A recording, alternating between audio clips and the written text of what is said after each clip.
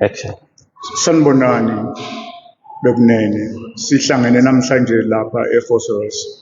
Sibizwe inhlangano ekuthiwa iUKHOSA esimemelelana ukuthi sizokhuluma. Sinamakhosi la nesizwe abamele izizwe ngokwehlukana kwethu abasivakashele. Ngiyanemukela bekunene. Sizokhuluma-ke lana ngesihloko sethu esiqavile se-referendum. Kuhle ukuthi umlando siwazi. We need to know our history, where we're coming from, and why, how did we reach this time of the year during our lifetime? What is happening around us? We're here because there is this thorn that is in us, that is giving us this pain that we need to speak about today. I'm going to read my speech, which is having this thorn that we want the nation to know about. Because if we can remove the thorn, the nation, space or face of the country will change. Until then, we remove this thorn, nothing is going to happen. Let me read my speech.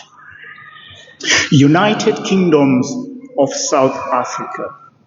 UKHOSA is a non-political lobby group whose primary aim is to restore land ownership to the Amakhosi through a republic referendum, which may also lead to renaming the country.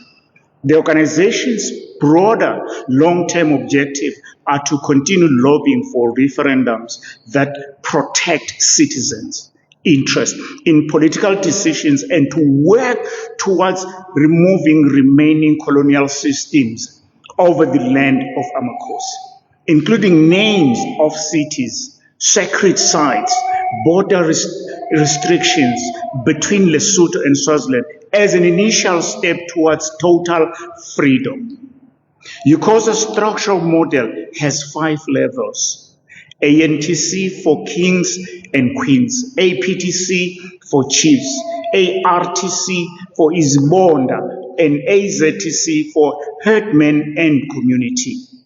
These structures are formed to acknowledge traditional governance and assign community mobilization responsibilities, particularly regarding referendums. The organization is open to the public to become members under the kingdoms already represented at ANTC. Why choosing referendum?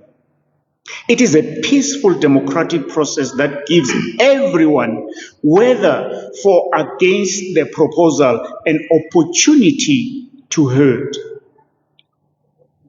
What is a referendum? A referendum is a direct form of democracy, allowing citizens to vote on specific issues or propose laws instead of relying solely on elected representatives. The mechanism empowers the electorate by providing a direct voice in governmental decisions and influencing policy. Referendums in South Africa.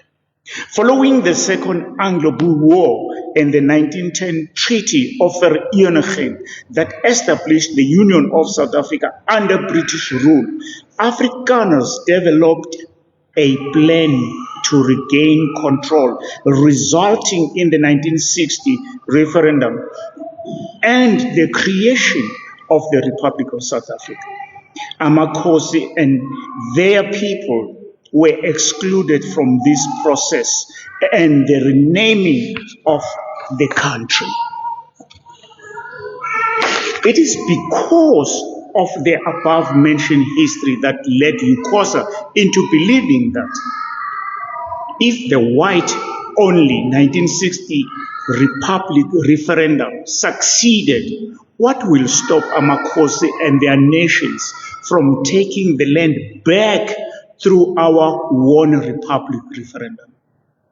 The final whites-only reforms referendum in 1992 was later expanded to include all South Africans. However, for reasons that remain unclear. The ANC criticized racially exclusive 1992 referendum and strangely opposed 3 additional constitutional referendums proposed by de Klerk during a press briefing with Saki Machozo.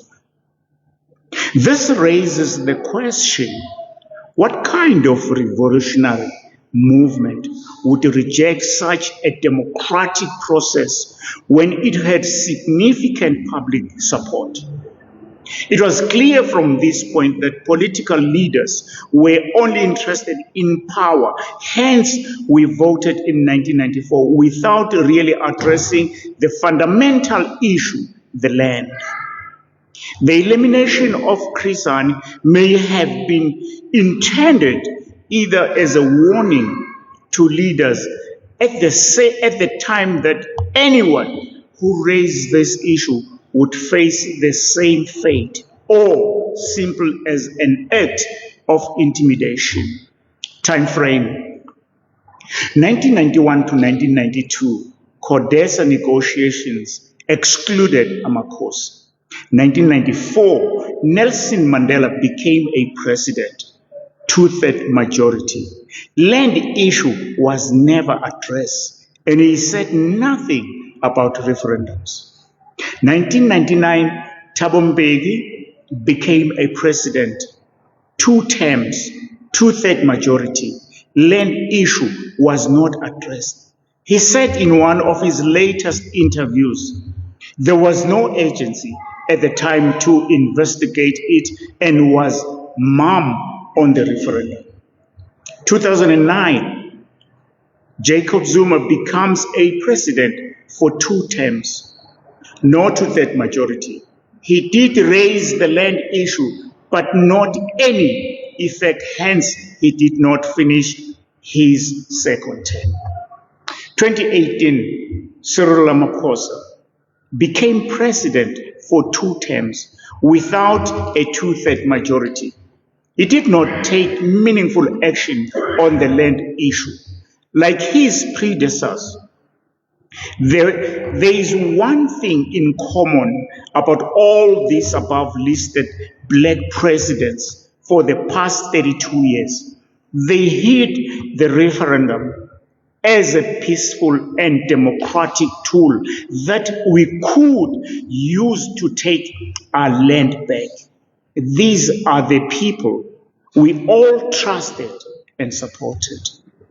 In 2026, 32 years later, since the fall of apartheid, our communities find themselves acting against illegal immigration, which the government has shown little political will to address despite public concern over rising drug-related crime, car hijacking, and human trafficking, etc. This lack of government action has contributed immensely to the rise of movements such as March and March and Dudula. These communities, who traditionally fall under Amakosi, are defending their areas against what they view as an illegal influx. This latest development surrounding the issue of immigration underscore the importance of Amakosi in safeguarding the nation from both invasion and colonial influence. UCOSA believes that the time has come for Amakosi to come to fore and stand shoulder to shoulder with their communities against the political party influenced immigration decisions about their lives and their country. The current sitting president, Mr. Cyril Ramaphosa, is the last president of the republic that was negotiated by the comrades in 1984 without Amakosi. Thanks God, he was also part of that process. We do not foresee other general elections. Isizwe believes the country was being taken over by foreigners for a 3rd time since apartheid and resolved not to allow that to happen. The land of Amakosi cannot be transferred from one authority to another anymore without a response from our communities or Amakosi. Not anymore. From today onwards, as Amakosi, we demand a republic referendum so that Amakosi and our communities have an equal democratic opportunity to vote, an opportunity the ANC denied us without our knowledge in 1992. For this reason, UCOSA encourages all Amakosi structures to collaborate from their respective organizations towards achieving a unified objective, pursuing a republic referendum regarding land matters. The name Republic of South Africa and its rand lack cultural, spiritual significance for the indigenous people community. It is therefore our true belief that these things belongs to the apartheid museum. Southwest Africa became Namibia because this name gives them an identity. Rhodesia became Zimbabwe, same context. Then why did we keep the name Republic of South Africa? What is the significance connection to us except the politicians? We shouldn't forget that Amakosi were not included in the negotiations processes of CODESA 1 and 2, which ushered the specified freedom. This was freedom negotiated by comrades, not Amakosi. Now it is the time for all indigenous kingdom to unite with our communities and demand a referendum from the government as soon as possible. The 2/3 majority negotiated by the comrades has become a double-edged sword. It does not only give political power to the opposition, but also leaves black political parties deeply fragmented. Amakosi have the authority to unite and lead the nation. UCOSA demands an urgent meeting with the sitting president in this regard. No general election in 2029, but a republic referendum. Land is freedom. Freedom is land.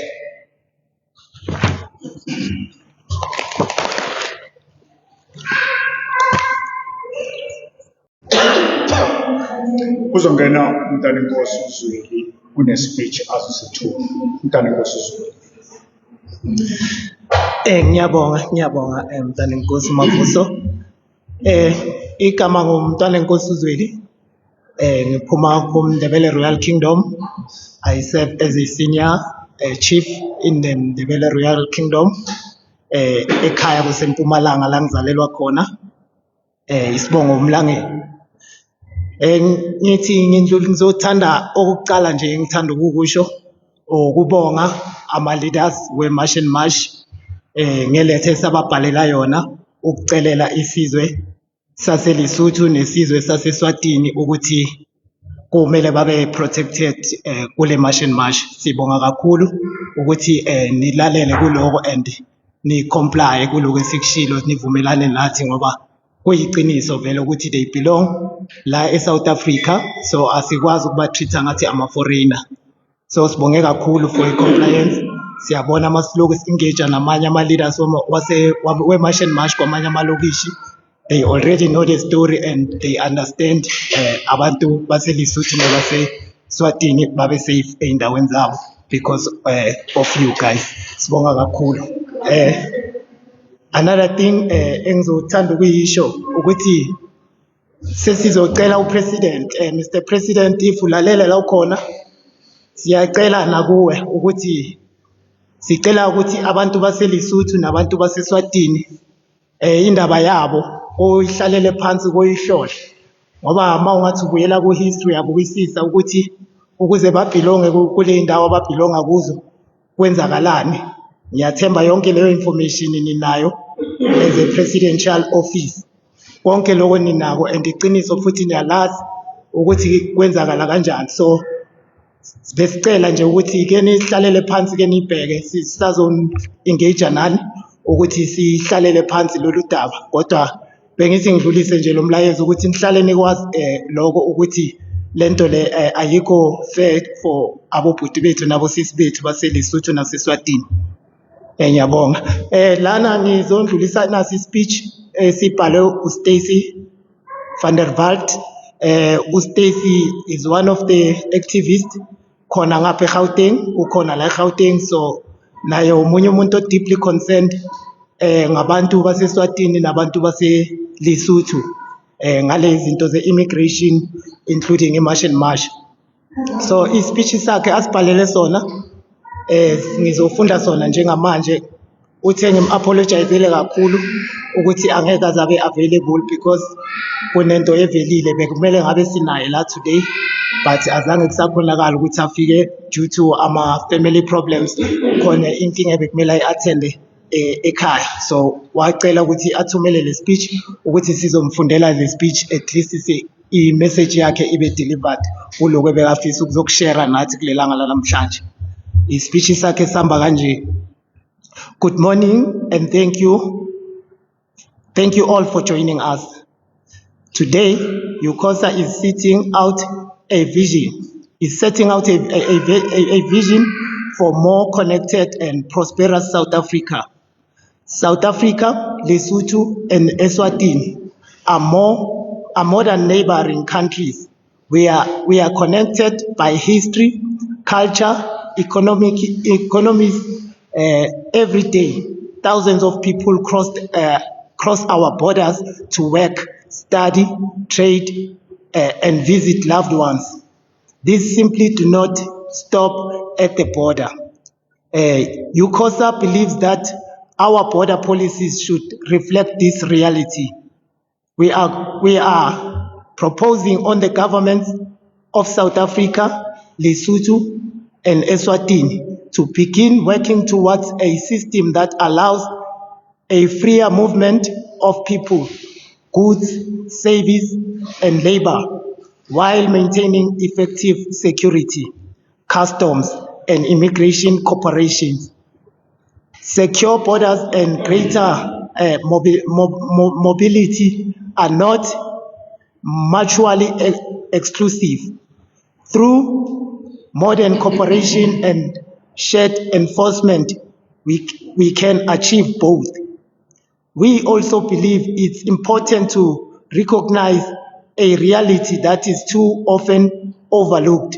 Many people from Lesotho and Swatini have come to South Africa with every intentions of complying with our immigration law. They wanted to work legally, contribute to our economy, and build a better life for their families. Yet many have encountered length delays, complex administrative requirements, and burdensome bureaucracy that made lawful compliance for more difficult than it should have been. As a result, many are left feeling as though they have been set up for failure. They arrive intending to obey the law, only to find themselves navigating a system that is often slow, costly, and difficult to understand. When legal pathways becomes so cumbersome that well-intentioned people struggle to use them, confidence in the system is weakened. UCOSA believes that answer is not to make a lawful movement more difficult. The answer is to make legal movement simpler, faster, and more practical through closer regional cooperation. A system that people can realistically comply with is not only fairer, It is also more effective because it encourages compliance while allowing the government to focus its resources on genuine security threats rather than administrative obstacles. Reducing a unnecessary barrier would strengthen regional trade, encouraging investment, supports business, improve employment opportunities, and make it easier for families to remain connected. A more integrated region is also more competitive and resilient region. Around the world, neighboring countries has shown that approach works. Europe, Schengen area, the common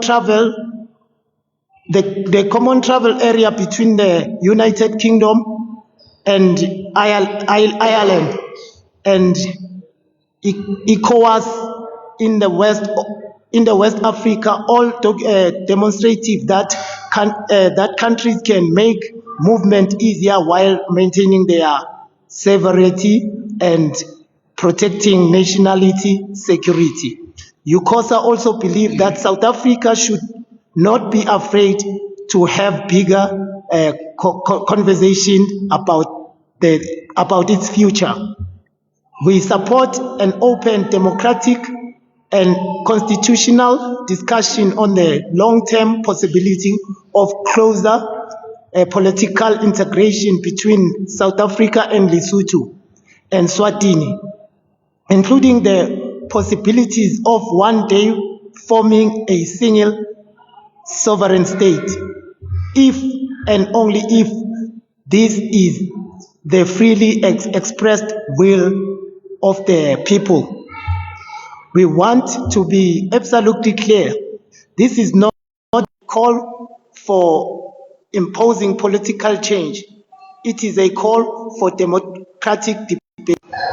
Any consideration of political unification must respect the sovereignty of every country involved. It is to be guided by public consultation, national dialogues, and democratic referendums in each country. Without a clear consent of the people, such proposal should not proceed.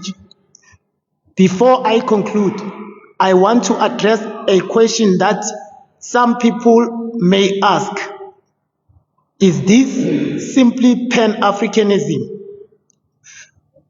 The answer is no. UCOSA proposal is not based on the idea dissolving national borders across the African continent or creating a single African state. It is a practical proposal rooted in the unique circumstances of the Southern Africa. South Africa, Lesotho, and Eswatini already function as interconnected regions. Our economy are linked. Our people have family ties that cross borders, and our histories are deeply intertwined. Our proposal reflects that exists reality. We are advocating for regional integration where it makes practical, economical, and democratical sense. Similar regional arrangements exist elsewhere in the world. Europe has scheme area, the common travel area between the United Kingdom and Ireland, and ECOWAS. None of those arrangements require countries to abandon their national identities or surrender their sovereignty. Likewise, any discussion of closer political integration between South Africa, Lesotho, and Eswatini will be passed entirely on the democratic concept and would not be driven by ideology or imposed from above. It would require the freely expressed will of the people and all three countries through constitutional and democratic process. This is not a call for continental political union. It is a call for sensible regional cooperation between three nations that already share geography, history, and everyday life. History has shaped our borders, but history does not have to define our future. UCOSA believes South Africa has an opportunity to build a future based on cooperation instead of unnecessary division, on shared prosperity instead of artificial barriers, and on democratic choice rather than inherited immigrants.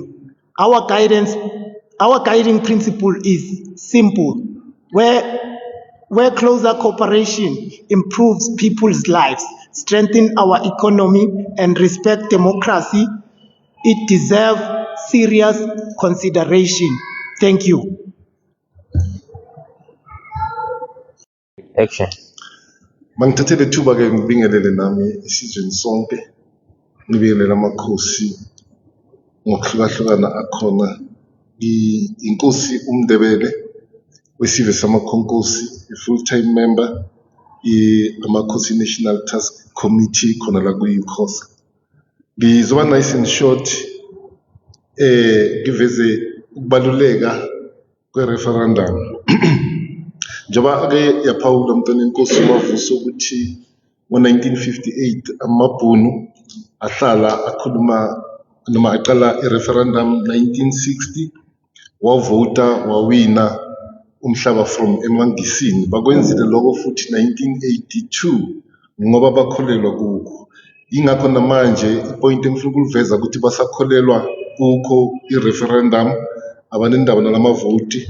Esikutholile manje ukuthi amangisi noma amabhunu Cape Town right now abhalele upresident uTrump overseas eAmerica ukuthi abasize nge-referendum to win over Cape Town as a whole, taking it over from South Africans. So ngizama ukuveza ukuthi even today they still believe ku-referendum ukuthi i-referendum yiyo ezobasebenzela. So sizama nathi ukuvula isizwe sakithi amehlo esinsundu ukuthi i-referendum yiyo ezobuyisa umhlaba.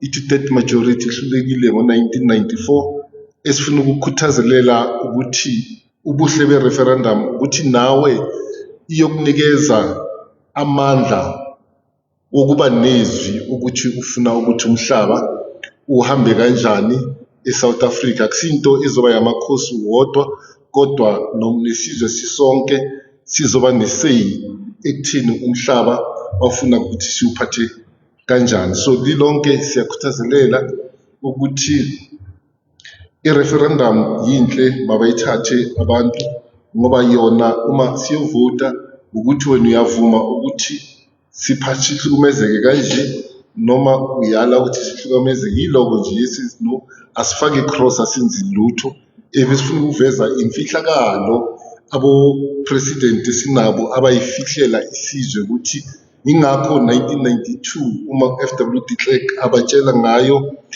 bayala bathi no, bona bafune referendum, bafuna ama-elections because bebazi ukuthi i-referendum yiyo ezobancisha amandla ukuthi benze lokho abakuthandayo namhlanje. So siyaveza siyi-UCOSA ukuthi isishilo Mntwana Nkosi, sitshela umongameli ophethe ukuthi sesikhona singamakhosi we want i-referendum nesizwe asimceli ke siyamazisa namhlanje ukuthi sikhathele sesifuna umhlaba ukuyela emakhosini bayithi.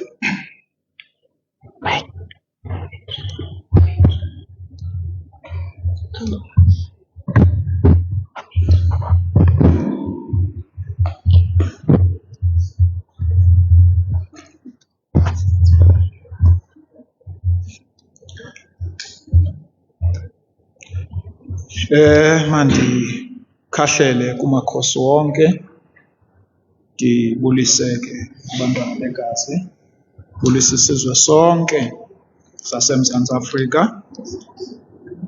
Lo uthethayo ke nguNkosi uMthetho, unceda isizwe obuya phaya eWestern Cape, ongudikela ke uMqwathi Isibongo, okhokela ke iKingdom yamadumisa Diverse United Kingdom of South Africa, obuya ke abe yimember ye-UCOSA, United Kingdom of Southern Africa. Masilibulele lithuba bantwana bahle, masiqale kwindawo ethi siyabulela kubantwana base-South Africa ngenxa yekonisi etya abantwana begazi. Sibona intshukumo kakhulu ezenzeka elizweni lethu. Isizathu sesoba abantu bethu abanamhlaba. Into yokuqala le. Into eyenza into okokuba sibone kunemibhikisho, abantwana belizwe betoyitoya bephakama, kungenxa yento okokuba kuye kwaphela ubuntu ebantwini abaziinkokheli zesizwe abonyulwe ngo-X ukuze ibe ngabo abakhokela i-administration yelizwe. Kungelishwa ke le nto okokuba kukho amakhosi athe xa urhulumente ethatha over wedemokhrasi wawashiya ngasemva amakhosi, akathetha nto ngabanikazi bomhlaba. Masikhumbule le ndawo, umhlaba awuthathwanga kwii-politicians, umhlaba uthathwe emakhosini. Nangu i-example ecacileyo, ukumkani wamaXhosa, ukumkani uHintsa, wangcwatywa engenantloko. Iphi intloko yakhe? Now ezo zizinto ezabonisa ukuthi amakhosi ancithwe amandla, kodwa ii-politicians azikwazanga zona ukuthi xa zithatha over zikhumbule into yoba ngoobani nakanene abantu ababeqale ngolwela isizwe esintsundu. Namhlanje sibona abantu bethu besifa kabuhlungu xa belwela amalungelo angawabo. Sibona abantu bethu bephathwa kakubi zii-politicians. Sibona abantu bethu begcwalise umhlaba ngamatyotyombe. Urhulumente unemali. Kwiintsuku ezigqithileyo urhulumente ukhuphe imali engango-600 million ukuxhesha abantu bethu. Yethi sinabantwana abangamaphara outside there. Abantu babona ngoku into yokubana idonga lokugqibela ngamakhosi. Sifuna ukubaxelela abantu bethu into yokokuba amakhosi akhona. EWestern Cape amakhosi afuna ukwenza aye kwenzeni kokuthatha umhlaba ebantwini bethu. Afuna ukohlula iWestern Cape eSouth Africa. Loo nto yenziwa ngumntu wokufika. Yize siyixhasa into eyenziwa ngabantu bethu, ngoba ii-politicians turn the blind eye to the exactly iproblem ekhona phakathi kwethu. Amakhosi anemali, anikwa imali ngurhulumente, athula wathethi. Sicela umongameli welizwe masimnike imbeko bantwana bahle. Masimnike imbeko simcele ngenxa yento yoba singabantwana begazi. Ngenxa yento yoba sikhuliswe ngentlonipho nengqeqesho. Senze ubuntu. Simcele. Singangamceli kodwa masimcele ngenxa yentlonipho nembeko esayinikwayo. Nokubonisa into yoba umntu uyahlonitshwa. Simcele urhulumente into yokokuba upresident wekhantri sicela umbona siyi-UCOS on behalf of amakhosi angenalizwi emhlabeni wawo. Sicela ukuthi sizawubhala ileta xa sisuka apha. Sibhale ileta, sizawucela unobhala wethu asibhalele ileta ebheka kurhulumente wethu. Sifuna umongameli, sifuna umbona ngesiqu zamehlo. Ngoba siyayazi into yokokuba yonke le nto yenzekayo apha urhulumente uthelekisa abantu bethu. Noko kwanele bantakwethu. Alikho elinye igwiba. Uba kudilike eli igwiba lamakhosi then kuphelile ngeli lizwe. Uba abempungu bakwazile ukusaksida kwinto abayenza eNtshona Koloni, if bakwazile, andibaniki loo garanti leyo. If bakwazile ukuyenza loo nto izawuthetha ukuthi loo nto masilibale. Igazi labantwana bobukhosi lidiluted ngolu hlobo. Awungeni kwisizwe ungavumelananga nabantu beso sizwe. Awungeni emzini wenye inkosi ungakhange uvunyelwe yiloo nkosi. Ubukhosi bu-territorial. Into ebangela into ii-politicians ingafuni ukusondela emakhosini siyayazi. Sinodana siyazi. Sikokelwa ngabantu besiko apha. Oogwethe eMantashe ngabantu besiko. Bayayazi le nto siyithethayo. Kodwa into abangayifuniyo yinto yokokuba amakhosi asondele sizokwazi uthetha le nyani bangafuniyo nayo. That is why sicela i-referendum. That is why sifuna ubona uRamaphosa before sithethe kakuhle simxelele into yoba why sifuna i-referendum singamakhosi. Sifuna i-referendum singamakhosi. I-UCOSA is there to stand for amakhosi. Kwanele bantwana bahle. Kudala liphalala igazi labantu bethu. Noko ngoku. Sicinga into yobana umongameli makasihloniphe. Noba akasirecognize ngencwadi zakhe kulungile. But abantu bethu bayasirecognize because sizinkosi zabantu. Asizonkosi zeziqu zethu. Asizonkosi zenduku zethu. Asizonkosi ze-event. Loo nto ndifuna siyazi. Sizinkosi zabantu. Ipain evuka ngabantu phaa ivuka ngabantu bethu. Now we have to stand for our people. Zama ukuthi ke bantwana bahle ngoku siyacela into yoburhulumente makasimamele. Futhi siyabeseka abantu bethu ngoba bavikonisa. Sifundise abantwana bethu abaphangeli namhlanje. Ngenxa yento uburhulumente ugcine imali ezipokothini. Imali ayize abantwaneni bethu. Kuphuma igama elonyelisa abantwana bethu alithi abantu base-South Africa balazy. Elo gama liphuma kubantu abathi bazinkokheli. Xa unkosi uMavuso esithi abantu mabathukuthele unyanisile. Isizwe sethu sithukuthele and sithi isizwe masithukuthele ngoba abantu abancithwa amandla ngabo. Asimelanga thina, simela abantu bethu. Ngaloo mazwi ndifuna ukuthi sicela urhulumente asivulele umnyango. Makungabikho abantu azawubavulela umnyango abe nabantu azawuba nebhawundi angabavulela umnyango. Sicela urhulumente avule umnyango.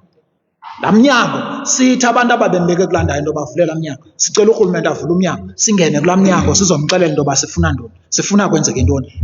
Towards ukuba kudevelophe isizwe nabantwana bethu. Abantu abamnyama basalamba even today. Siyacela please ngentlonipho nokuzithoba sithi urhulumente makasivulele umnyango abantwana bethu balambele camaza.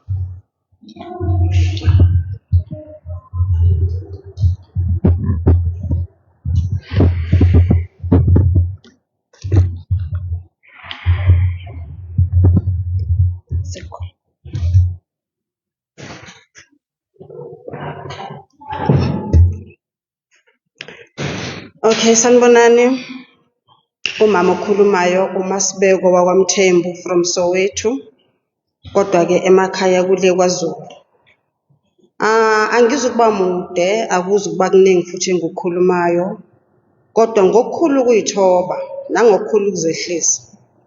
Ngiyayivumela mina into ye-referendum. Ngiyacela sizwe sakithi simnyama ukuthi sivule amehlo. Sibone ukuthi kwenzakalani eSouth Africa. Please South Africans, wake up and smell the coffee. Kunzima, ipolitiki isihlulile ipolitiki. Sizamile for 32 years kupolitiki kodwa akukho umnyakazo wenzakalayo. Kunalokho siyacindezeleka. Isizwe asibuyele emakhosini. Njengamanje njengoba ngifisa ukuthi isizwe sibuyele emakhosini. Kuningi okwenzakalayo. Sihlala emikhukhwini. Sihlala emafletini. Ngizolima kuphi ngihlele efletini? Akukho la ngizolima khona. Akukho la ngizoqhashwa khona njengoba ngingaka 1. Okay, mangabe ngingaphansi kwenkosi, inkosi izonginikeza isiza ithi mama lima ngikwazi nami ukuthi ngiphilise izingane zami. Kodwa ngesimo sokuthi ngihlala emkhukhwini, ngihlala efletini, awukho umhlaba enginawo, inkosi engangipha wona ngesimo sokuthi amakhosi anqondiwe amandla. Siyacela South African. Ipolitiki isihlulile, ayikho indaba yepolitiki siyacindezeleka. Izingane zethu zifa each and every day. Kuyagulwa la ngaphandle. Izingane zethu ihlele emigwaqeni. Siyacela South African asivuleni amehlo njengamanje. Let's vote for i-referendum. Umhlaba awubuyela emakhosini, azibuyele emasisweni. Njengoba kwakunjalo kwakuqala. Ngibe ngaphansi kwenkosi engikhonza kuyo, inginikeze isiza ithi mama baba lima lana uzokwazi ukuthi uphilise izingane zakho. Ngihlala efletini ngijabulela ukuthi ngihlele efletini eliyikopi nelelo fleti lakhona. Ngilima kuphi? Akukho la ngilima khona.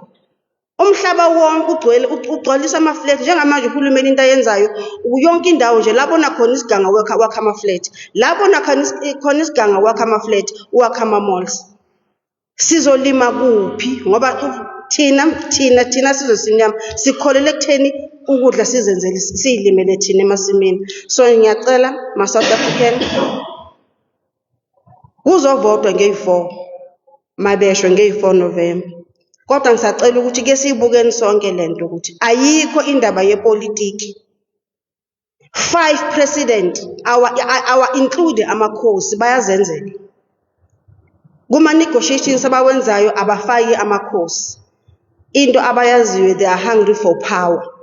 They are hungry for ukuthi baziphakamise bona amaphoketheni wabo. Thina sizwe asinakwanga. So ngiyacela South African ngokukhulu ukuyithoba seshilo ukumkani eduze kwami nomntana enkosi sebekhulumile nge-referendum. Ngiyacela ukuthi nawe ngokukhulu futhi ukuyithoba baba uRamaphosa sesiyacela ke njengomongameli wase South Africa. Sicela ukuthi ukuyibhekisise lento ye-referendum. Siyayicela siyisizwe sase South Africa ukuthi ibe khona. Bayede. Sehlukene kabili, kukhona abazokhuluma bekhulumela isizwe sabeSuthu nesizwe samaSwazi ngenxa imingcele. Sizonikeza umama uzozisho ukuthi unkosikazi bani bese ethatha ekhuluma. Wena unenkosi. Ngiyanibingelela sanibonani nonke ngaphakathi. Mina isibongo igama nguTusile ngakwaSibeko isibongo endaweni yasePiet Retief. Kakhulu engizokukhulumela ngizwa nginenjabulo ukuzwa uma kukhulunywa ngendaba yokuthi izwe funa libuyele emakhosini. Siyasokola kakhulu, siyahlupheka. Ngikusho ukuthi siyahlupheka kakhulukazi eSwazini. Sinabantwana kakhulukazi amabhoda asilimazile kakhulu. Sinabantwana abamoshakalelwe ngama-passport. Ufika umntwana checkwe kutholakala ukuthi unomjovo, umntwana kudatshulwe i-passport ukuthi wayithola kanjani i-passport nepasi unomjovo. Sinabo baba abaphuma eSwazini bazosebenza ezimayini, bathola abantwana basishiya, sinabantwana eSwazini. Ziningi izinto, siyajabula-ke uma sizwa lokhu esikucelayo nje ukuthi engathi besingaba silekelele sazi ukuthi sizwi linye, ukuthi konke sikufunayo. Siyajabula kakhulu, sihluphekile, sihlele emkhukhwini ngempela. Uthole ukuthi njengaseSwazini nje kukhona ogogo abangakwazi nokuhola impesheni, abangenalutho, abahluphekayo, kodwa ngokuthi kuvinjiwe, ukube kuyangathi lamagate sifane kube into eyodwa kuwa amagate. Yiloko nje nami engikhala ngakho ukuthi yiloko umphakathi asibuyeleni emakhosini, umhlaba ubuyele emakhosini. Ngiyabonga.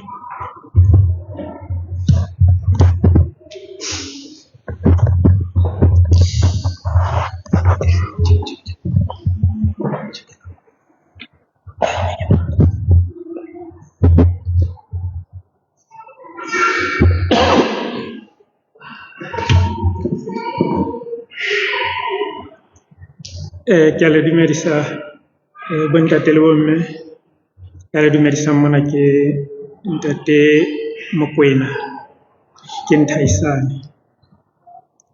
Ke le hlomphile, ke boele ke hlomphele makgosi ohle a busang Afrika Borwa le mopresidente wa naha.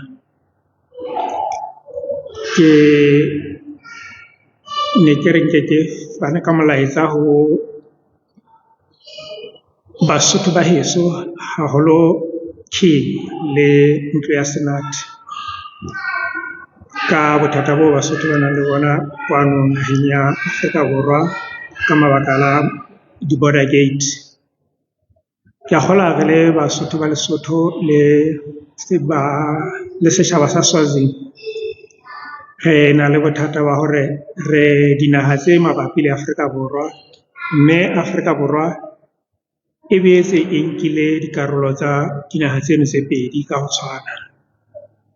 Karolo e kgolo ya Freistata e etsa karolo e kgolo ya naha ya Afrika Borwa, mme ka mokgwa ono e bolela hore Basotho ba Lesotho bophelo ba bona bo tlokotsing, hobane ha hona le ka moo ba ka fihlang dinaheng tse ding ntle le hore ba ka kena Afrika Borwa.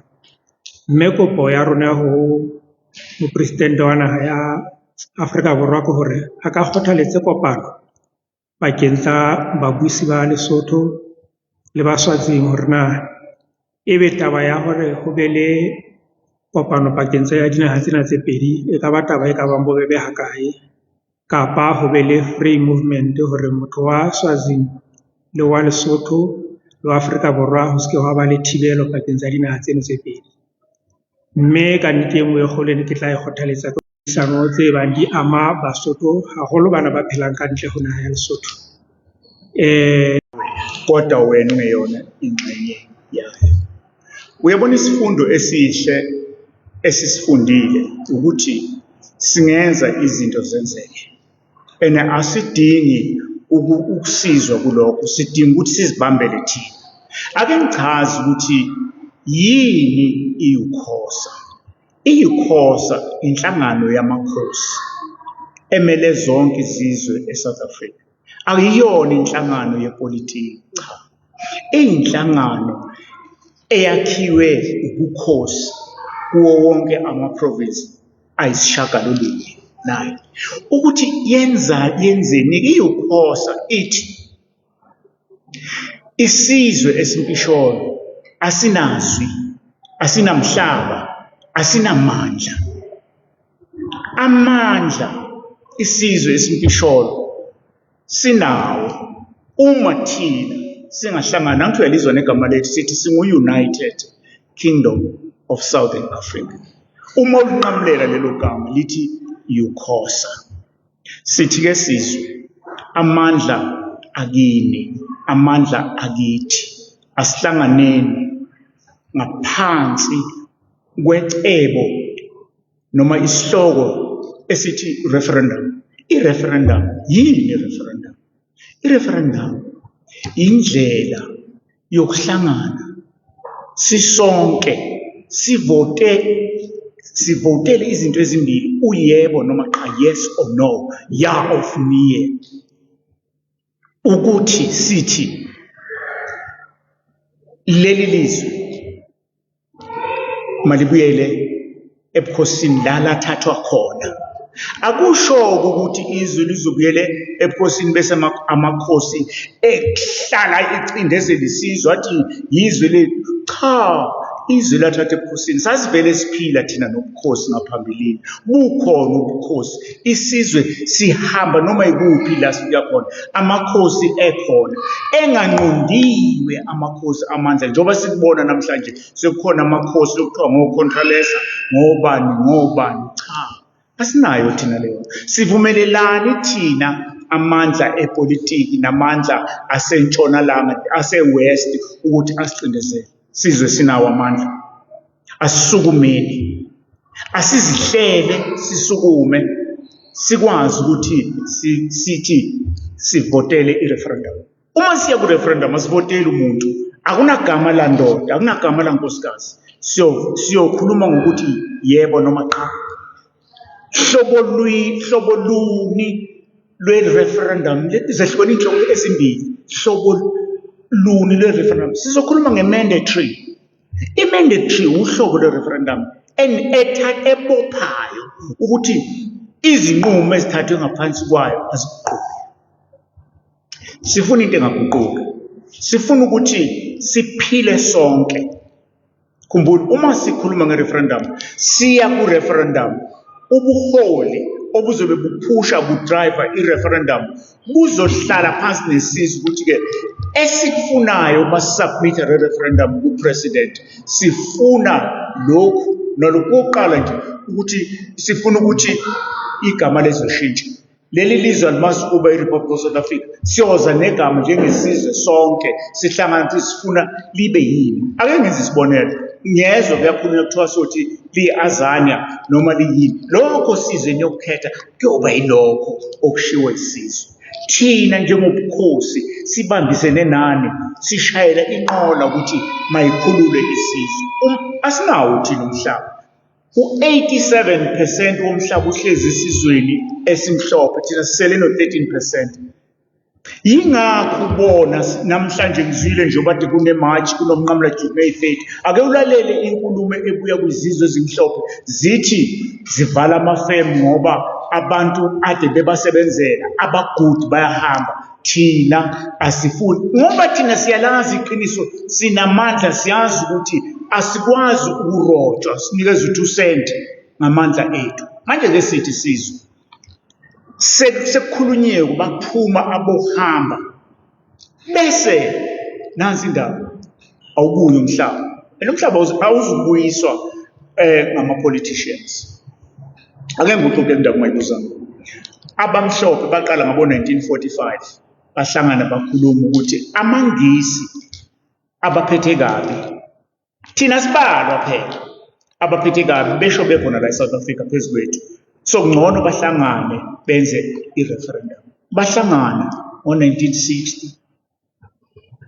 Kwathi ngo-1962 yangena i-referendum bayiwina ngo-51%. Sizokwehlulwa yini thina uma ngempela ke sibeke konke okunye eceleni, sithukuthele ukuthi sifuna lelizwe libuye ngendlela abamhlophe abalithatha ngama-Afrikaners alithatha ngalo umangisi. Sithi-ke thina sizwe South Africa ngokwehlukana kwethu ngezilimi zethu nangama-province asihlanganeni. Kunento engiyithandayo, bantu bakopane. So rihlohlulwa kini, we can do it, we can make it. Ake sithukuthele sibuyise umhlaba ngaphandle kokuchitheka igazi, ngaphandle kokwenza ini. Sizofundisa nge-referendum, amakhosi ngokwehlukana kwezigaba azokhuluma, isizwe sizofundisa, sizoba nemihlangano la sizofundisana khona ukuthi yini i-referendum. Sisebenza kulula i-referendum, sifundisana ukuthi uma siya lapha ya siyovota sithika uyesu ukuthi amandla ala eSouth Africa ayeke ukuba sesizweni esisodwa. kanene bathi ngo-1994 amandla abuya kithi sonke awabuyanga kithi sonke. Sasingekho thina Codesa, ayengekho amakhosi Codesa. Ababekhona Codesa namhlanje bahleka kuvele lo mhlathi izini.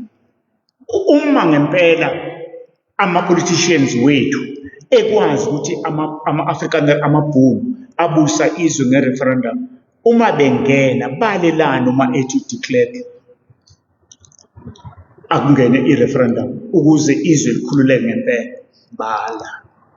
Buka 32 years down the line sesibe nama-president, President Mandela, President Mbeki, President Zuma, President Motlanthe, now see President Ramaphosa. Bakwazi kahle bonke ukuthi into eyakhulula izwe i-referendum.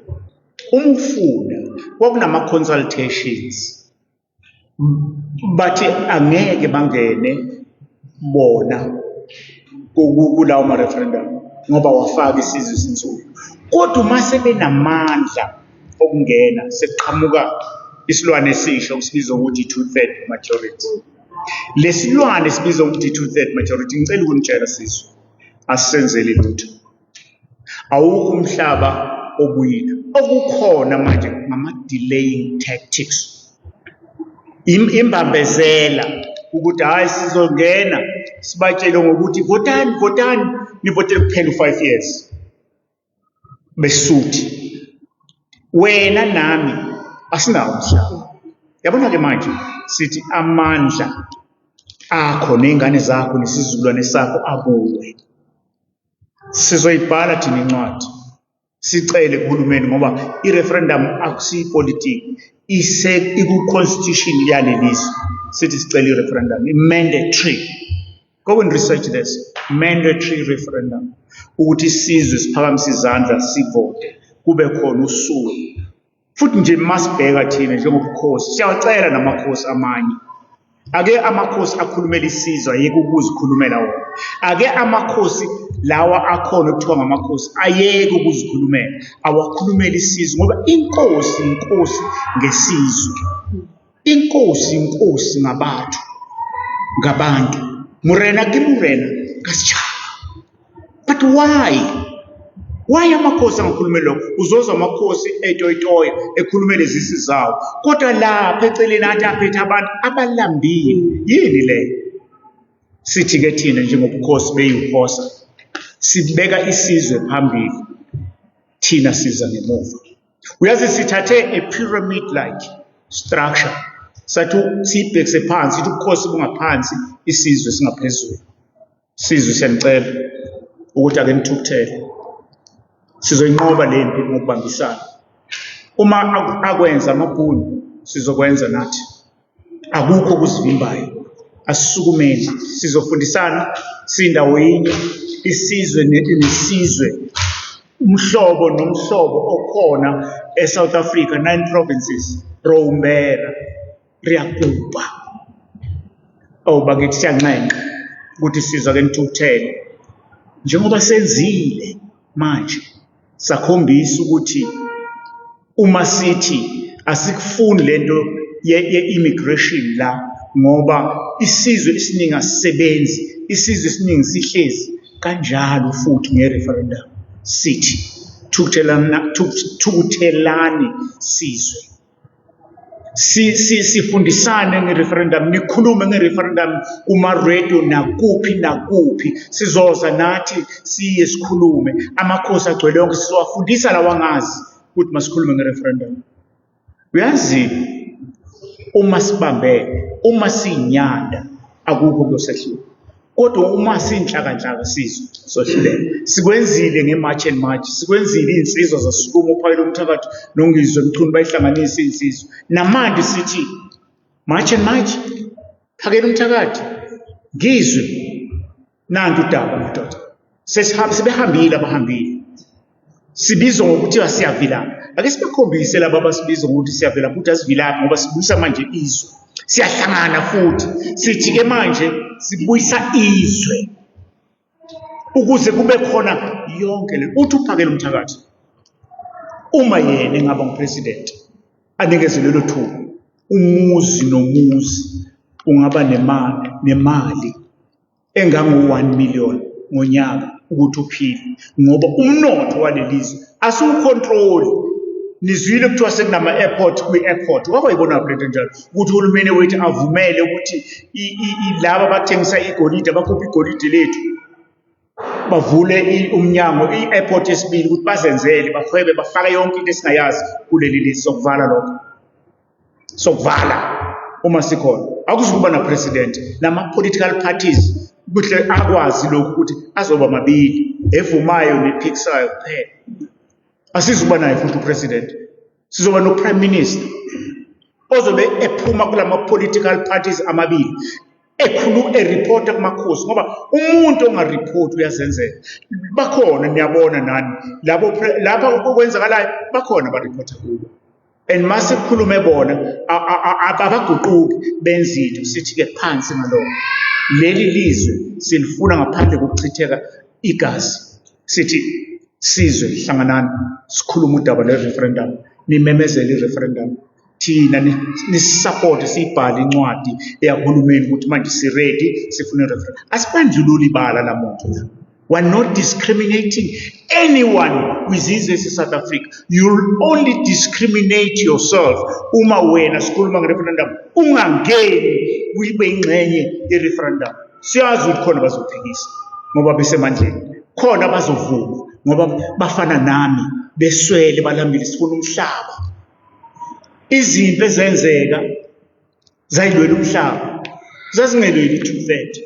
Come on, South Africa, isikhathi, ithuba lenu.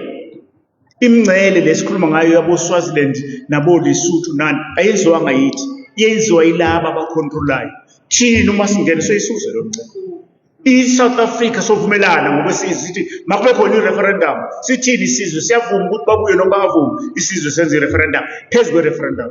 Isuke le ayiphele lento yokuthi isizwe sikhuluma ngabasicontrol ngabantu abawu-6,000 over 60 million.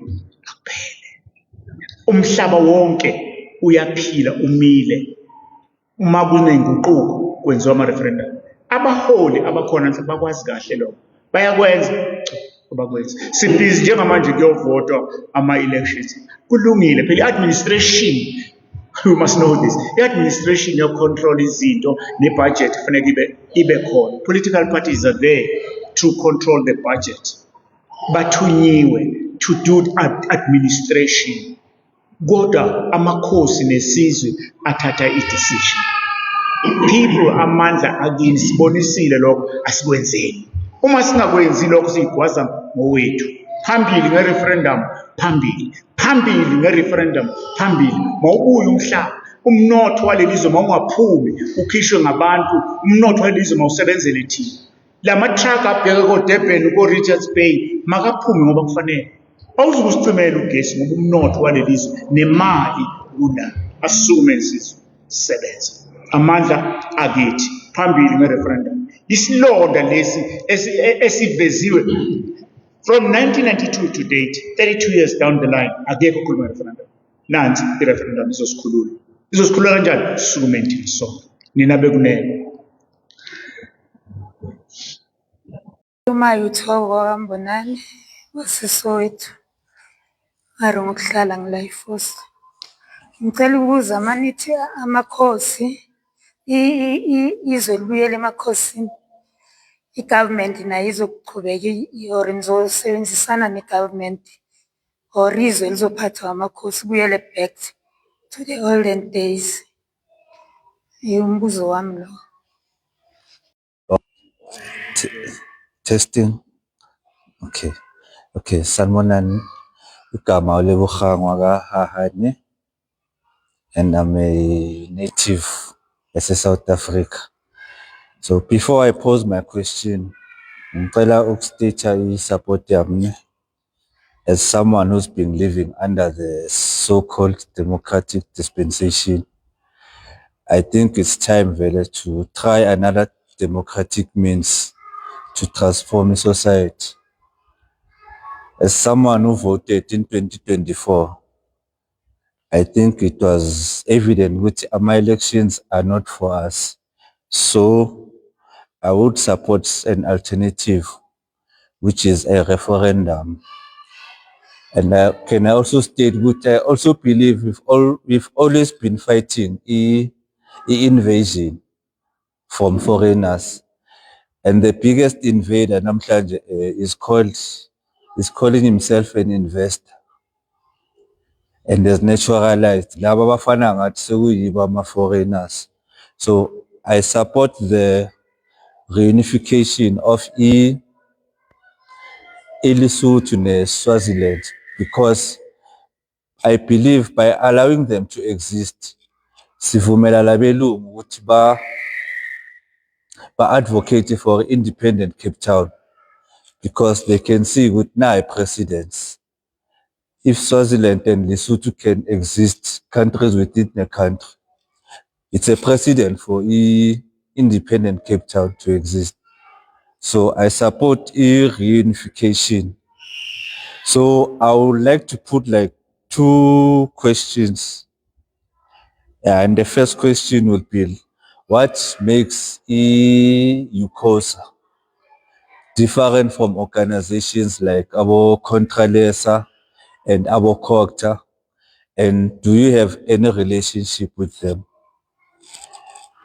And then number 2, I would ask, what makes a referendum mandatory? What makes it binding? Is there any constitutionality linked to it? Is there any literature or jurisdiction in the referendum which is mandatory? Okay, and then the last question is based on the recent activities that have been happening regarding March and March, the foundation yabo Phakela Mthakathi, which is Insizwa angazi nobunsizwa Development Foundation. I would ask, has UCOSA attempted to reach out to them as a means to amplify a message to UCOSA, which is advocating for a referendum? I hope I made sense. I submit. Siphendula imibuzo manje, umbuzo oqala ukuthi izwe libuyele emakhosini lizophathwa kanjani? Ngiyazi ukuthi into ezokwethusa isizwe esingazibuza sona ukuthi why amakhosi afune izwe azoliphatha kanjani. Thina izwe siphathele isizwe ngoba izwe isizwe ubukhosi. Inkosi ayiqhamuke entabeni futhi inkosi ayivotelwa, iyazalwa. Sithi-ke uma izwe libuyele emakhosini, angwenzele isibonelo. Uyabona amaNgisi, izwe i-England iphethwe ngamaNgisi, ubukhosi bamaNgisi. Bese kuthi ngaphansi kobukhosi bamaNgisi kube ne-prime minister.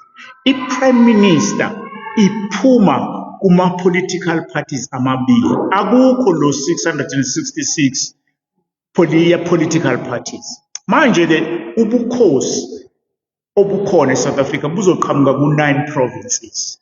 Ayikho-ke inkosi ezosishaya isifuba ithi mina ngiphethe amakhosi. Cha, amakhosi azokhuluma ngokuvumelana ukuthi izwe lizophathwa kanje, nesizwe sizoba ingxenye yokwakha umthetho sisekelo omusha ukuphatha leli lizwe. Akuzukuba i-autocratic imposement yamakhosi phezu kwesizwe. Cha, ngokuvumelana amakhosi kuzoba nalowo mthetho ukuthi amakhosi agade ama-politicians, amakhosi agade izwe la South Africa lizokuthengiswa. Uma ufuna into ethile uzoyiliza, izwe liyohlala lingela South Africa, lingelesizwe, lingelobukhosi ba South Africa. Yingakho-ke ukuthi nomthetho sisekelo wakhiwe ngamakhosi ehlangane nesizwe uyoba njalo. Ayikho inkosi yoqhamuka isithi mina ngifuna lokhu ngifuna lokhu. Cha, konke kuzokwenziwa ngokuvumelana. Kuzoba njalo-ke ukuphendula lokho. Umbuzo wesibili uthi, ama-elections azoba khona. Ikhona yini enye indlela ngaphandle kwama-elections amakhosi abona kanjani? Amakhosi kuma-elections azoba khona, awabe khona ama-elections. Uma ubheka amakhosi awekho lapho, awayakhankasa amakhosi akhankasele ama-elections, because ama-elections eza ne-administration yokuthi izinto eSouth Africa kufuneka zenzeke.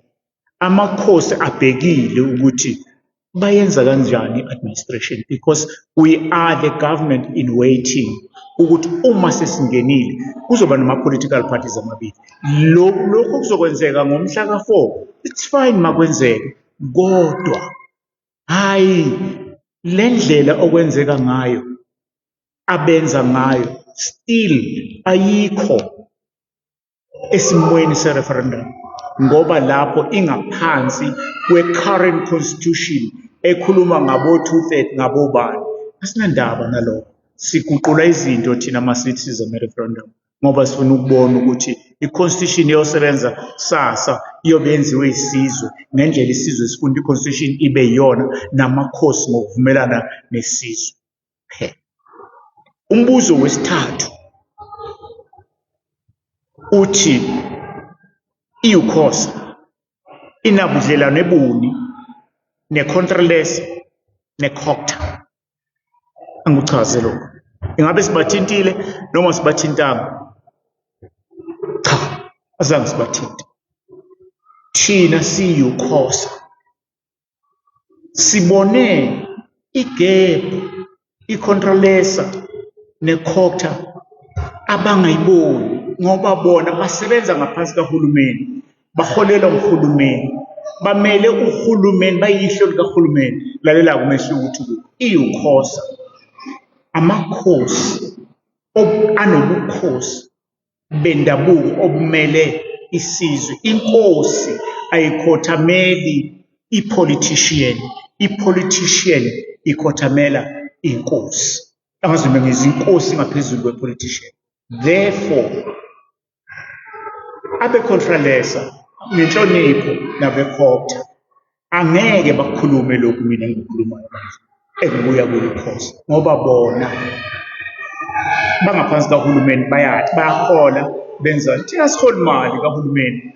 Uhulumeni futhi uma esibuka thina ukuthi, oh, laba bangobani, let me tell you something, sizoguqula izinto ngoba obethu ubukhosi ngobendabuko bunomlando. Thatha njengami ngumntana enkosi, ngingokaMbilini waMswati, uSomhlolo, ngihamba ngize ngiyofika kumkhulu Nkosi. Yingakho kuthiwa uMbhekeleni ngumntana wenkosi, ngoba sinomlando. Uma ungabuza abanye amakhosi ukuthi umbuze ukuthi umlando wabo uqala kuphi, uzoqala kumkhulu wakhe noma khokho wakhe. Owabo umlando uqala ngo-239 ngomkhulu Nkosi, uzohamba ngo-1745. Thina ngale ngemuva ka-1745 thina sizwe seMaswati sinamakhosi awu-24. You can Google that, you'll find out. Sinamakhosi awu-24. So ku-1745 kuza manje umlando lokhu ukhona. Sizoyiphendula kanjalo lento. Amakhosi azophatha nesizwe, isizwe sizophatha namakhosi. Umbuzo wokugcina, did we reach out to March and March nakophakela ukuthi sifuna ukwenzani, bangaba ingxenye? Yes or no? Yes. Nobhala wethu wenze imizamo eminingi, wabathola, wakhuluma nabo. Akekho kubo bobathathu ongazi ngathi bayazi ngathi. Mina personally ngikhulumile nomntana enkosi uDlamini, ngakhuluma nenkosi nomntana enkosi uPhakela uMthakathi, msizwa inkosi uDlamini nesilo sabathetho. Engakakhulumi nayo unkosikazi uZuma, angakhulumi nayo unkosikazi uJacinta kuphela. Sihlele ukuthi manje sibe nomhlangano nabo sibhekele sikhulume ukuthi hey injobo enhle ethungelwa ebandla. Isisho sesiZulu sithi siyakunqoba singuye. Amabhunu athi krah makmah. Abesuthu bathi kopani kimatla. Sifuna ukuhlangana sikhulume le ndaba, sibatshele nge-referendum, sizwe uvo labo ukuthi uma singahlangana nabo nama-politicians, political parties, sifuna ukuhlangana nawo siwatshele ukuthi senikwenzile iminyaka ewu-32 akuzange ulikhulule izwe. Sifuna-ke manje kukhululeke ilizwe, kukhululeke isizwe. Izwe izinhlamba ama-South African ethuka ngazo yilaba abaphethe irandi njengamanje, bathi ama-South African avilapha, bona bafuna abantu bokuhamba. Hey, siyothukwa kuze kube nini? Sifikile lesikhathi ama-South African sukumani. Indlela yokuphendula le nhlamba esethukwa ngazo inye, asivoteleni i-referendum, sibe nezwi ey'ntweni. Umthetho uzobhalwa yithi, indlela yokusebenza izokwenziwa yini. Umthetho ubhala, mangithi thina uzobhalwa yithi umthetho, ngisho ukuthi thina sihlangene nesizwe, ngoba siyisizwe kuze sibe ngamakhosi siqala sibe yisizwe. Asiqhamuki nje esikhaleni. So siyamcela-ke sizwe ukuze leli lizwe libuyele ezandleni zethu, amandla akithi sonke ukuthi sivotele referendum. Lo mbuzo uphenduleke. Namakhosi angekho kuYukosa siyawacela ukuthi asondele abe khona kuYukosa. Sizofuna ukuthi sibe nomhlangano neCOGTA, sizofuna ukuthi sibe nomhlangano neControlesa. Sikhulume ngendaba ye-referendum. Noma yiphi inhlangano thina sifuna ukukhuluma nayo, siyitshele nge-referendum ukuthi mhla siya ku-referendum kube uqhude emaningi. Sikwazi ukuthi leli lizwe silibuyise. Angeke asikho isikhali sokubuyisa leli lizwe ngaphandle kwe-referendum. And ngobani abazovotela i-referendum? Ngama-South African. Okay, nina bekunene. Masibulele okokuqala kwi-Patrick Media Podcast ngomsebenzi wabo omhle kakhulu. Masibulele kubantwana benkosi, masibulele zonke izithethi ezithe zabe zikhona namhlanje, abantu bonke base-South Africa abamameleyo. Sithi bantwana bahle, eli lixesha lento okokuba sikhululeke.